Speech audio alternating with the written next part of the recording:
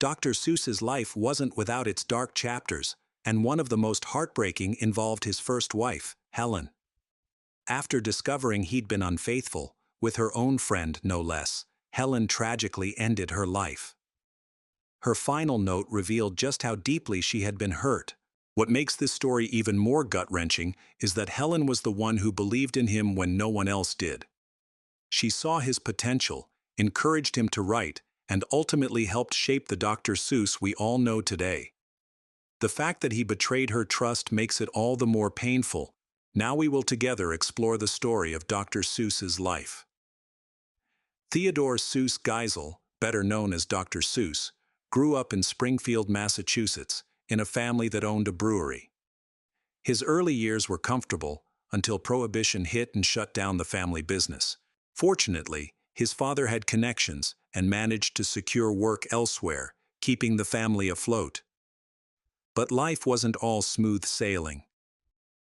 During World War I, anti-German sentiment ran high, and young Theodore and his siblings faced relentless bullying at school because of their heritage. Despite the challenges, Ted pushed through, eventually graduating and heading off to Dartmouth College, where his mischievous streak began to shine. At Dartmouth, Ted quickly found his niche. He joined the staff of the school's humor magazine, the Dartmouth Jack-O-Lantern, and climbed his way up to editor-in-chief. Things were looking promising, until one fateful night nearly wrecked everything. Ted, like many college students, enjoyed a good party. But this was during Prohibition, and alcohol was strictly off-limits. One evening, campus authorities caught Ted and 9 friends drinking gin in his dorm room. The punishment? He was allowed to stay at Dartmouth, but only if he stepped down from all extracurricular activities. Just like that, his hard-earned role at the magazine was gone. But Ted wasn't about to let that stop him. Determined to keep contributing to the magazine, he came up with a clever workaround. He continued writing, but instead of signing his name, he used a pseudonym, Seuss. Readers who were familiar with his style likely recognized his work, even without his name attached. It was the first glimpse of the creativity and resilience that would later define his career. After graduating from Dartmouth, Ted Geisel set his sights on Oxford, aiming to earn a PhD in English. Adjusting to life across the Atlantic must have been challenging. Meeting Helen Palmer, a charming young woman from New York, likely felt like a well-timed stroke of fate. Helen immediately recognized something special in Ted. Prior to meeting her, he planned to become an English teacher, hoping to inspire young minds. But when Helen peeked into his notebooks, she saw a talent far too big to be confined to a classroom. From early on, she had her own quiet mission, to make sure the world saw Ted's artwork. By 1927, with Helen's encouragement, Ted made a bold move. He dropped out of Oxford, returned to the U.S., and pursued a career as a writer and illustrator. Once back home, he began pitching his ideas and drawings to magazines, publishers, and advertisers. By July, his hard work paid off when the Saturday Evening Post published one of his cartoons and paid him $25 for it. That success was all the fuel he needed to pack his bags, head to New York City, and go all in as an artist. Ted's career gained momentum quickly. By October, he had landed a gig at Judge, a humor magazine, as both a writer and illustrator. He wasn't famous yet, but regular paychecks meant he had a sense of security. With some stability in his life, Ted proposed to Helen, and the two tied the knot in 1927. Life seemed to be falling into place: steady work, a loving partner, and a growing portfolio of creative achievements. Yet, there was one little detail that didn't quite feel complete. Signing his work with just Seuss didn't carry the weight he wanted. So, as a nod to his father's dream of him becoming a doctor, Ted began calling himself Dr. Seuss in the pages of Judge. While his work at Judge was reliable, it wasn't what thrust Dr. Seuss into the spotlight. Oddly enough, it was a connection to bug spray that changed everything. One of his early cartoons for Judge included a mention of Flit, a popular insect repellent at the time. A woman who enjoyed the cartoon happened to be married to the advertising executive for the company. By early 1928, Seuss was creating ads for Flit. The ads, with their memorable tagline, "Quick, Henry, the Flit," became wildly popular, making Dr. Seuss one of the most sought-after illustrators of the era. In a strange twist, bug spray became his unexpected ticket to fame. Helen's belief in Ted's potential had paid off in a big way. The couple's financial fortunes soared, and they moved into a new home in New York City, ready to embrace a life of luxury. Fame afforded them the chance to travel extensively. The pair visited 30 different countries together, living a jet-setting lifestyle that few could dream of. Dr. Seuss enjoyed boundless freedom, no fixed office hours, no rigid schedules, giving him the chance to create on his own terms. Without any children, Ted and Helen seemed to pour their energy into one another and their shared adventures. By 1936, they appeared to have the perfect life. But as with many stories, that perfection didn't last forever. Once he gained recognition, doors opened to New York's elite, and he and his wife became close with influential families like the Vanderlip. Life seemed good, but real success was still on the horizon. Today, the name Dr. Seuss is synonymous with beloved children's books, not bug spray ads. But back then, he hadn't even started writing them yet. His first book? You've probably never heard of it. It was called Boners. While it didn't become a timeless classic, it did surprisingly well, even spawning a sequel, More Boners. But it wasn't until his next book that he truly found his stride. Reflecting on what his wife Helen had always believed about him, Seuss came up with an idea for a story full of bizarre characters and events. This time, the book was fictional, unlike Boners, which was non-fiction. The publishers were not particularly interested in his quirky vision. His manuscript faced rejection between 20 and 43 times. However, he did not give up. In 1937, fate intervened. Seuss ran into an old Dartmouth classmate who, as luck would have it, was now an editor at Vanguard Press. Finally, someone was willing to take a chance on his story. He named the book To Think That I Saw It on Mulberry Street, inspired by a street near his childhood home. It became an instant hit. He followed it up with 4 more books, and for the first time, it seemed like Helen's dream of him becoming a successful author was coming true. But then, the unexpected happened. World War II broke out, and Seuss put his budding career on hold to focus on political cartoons. Over 2 years he created more than 400 illustrations, fiercely criticizing Axis leaders and isolationists like Charles Lindbergh, who opposed the U.S. entering the war. While many of his cartoons still resonate today, others haven't aged well.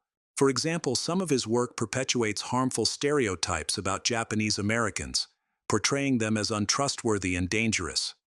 While Seuss denounced racism against Jewish and Black Americans, his tolerance didn't extend to all groups.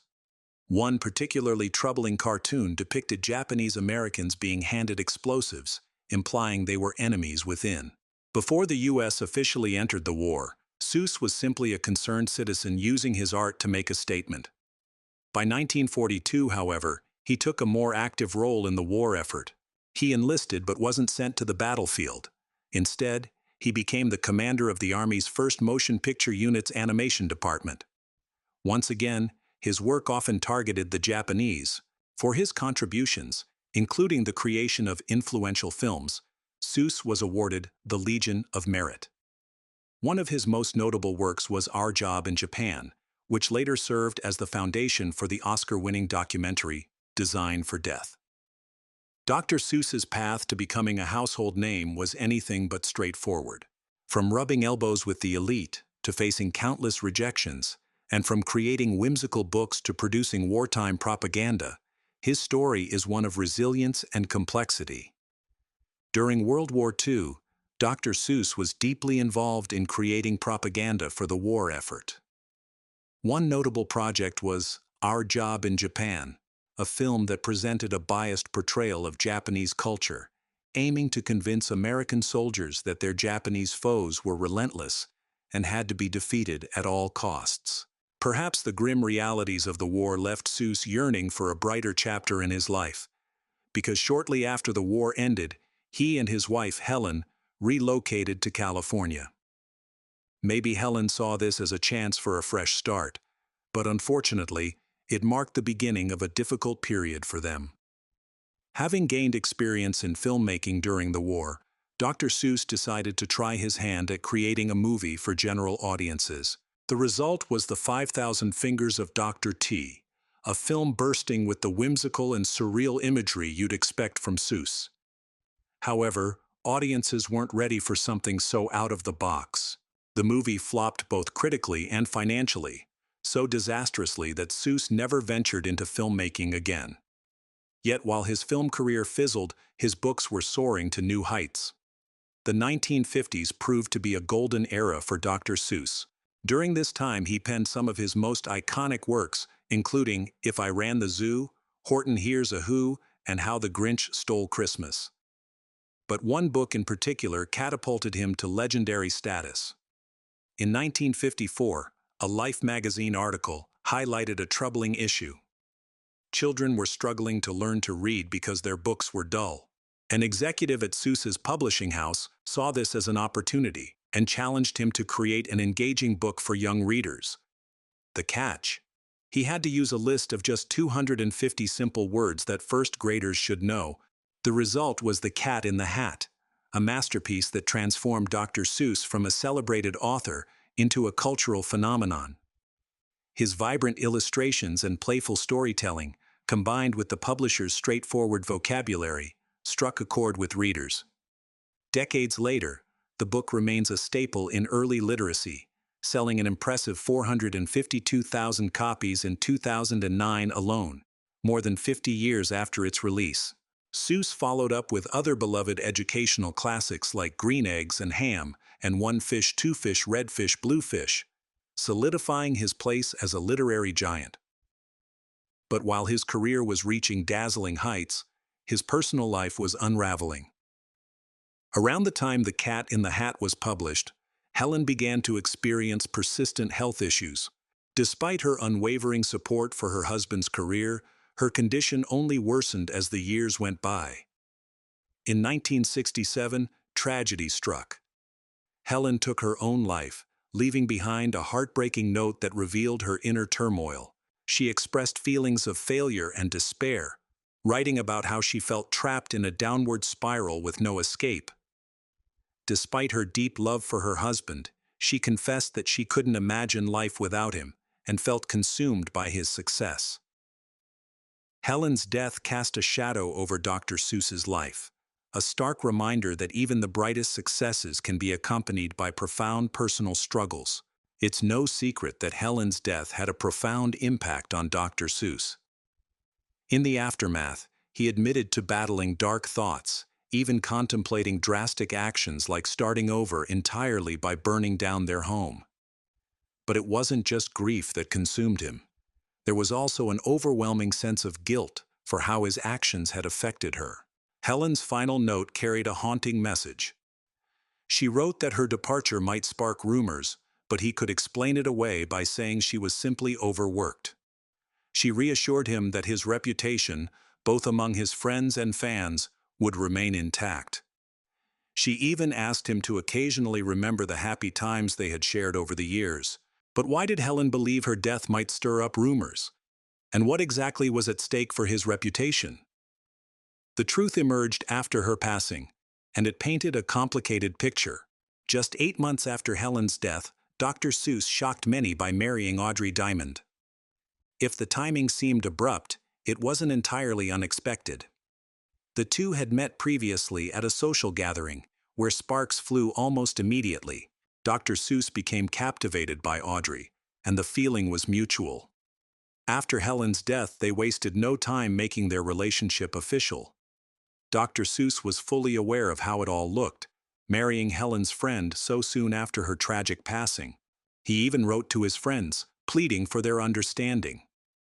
He explained that, at 64 years old, marrying Audrey, who was 18 years younger, wasn't some impulsive or irrational decision.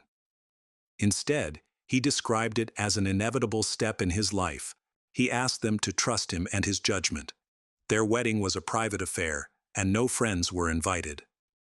Audrey made significant sacrifices for the marriage, leaving behind her previous life entirely. She had 2 daughters, but after marrying Dr. Seuss, she sent them off to boarding school. Audrey later explained that her daughters wouldn't have been happy living with Dr. Seuss, and he wouldn't have been happy with them either. Despite the controversy and heartbreak surrounding their union, there was a silver lining. Dr. Seuss and Audrey remained devoted to each other until the end of his life. Their bond seemed to provide something Helen couldn't, and as the years passed, Audrey became not just his partner, but also his caretaker.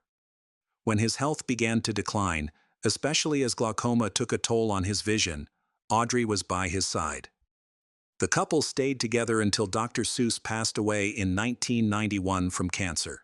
While his peculiar stories continue to captivate readers around the world, not many people pay attention to this dark chapter of his life. It's a reminder that even the most beloved figures often carry complications. Here's something you might not know about his story. It's how to pronounce his name.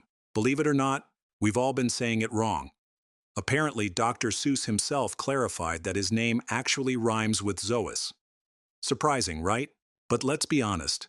No one's ever going to start saying it that way. If you like this, don't forget to hit the like button and subscribe for more fun content.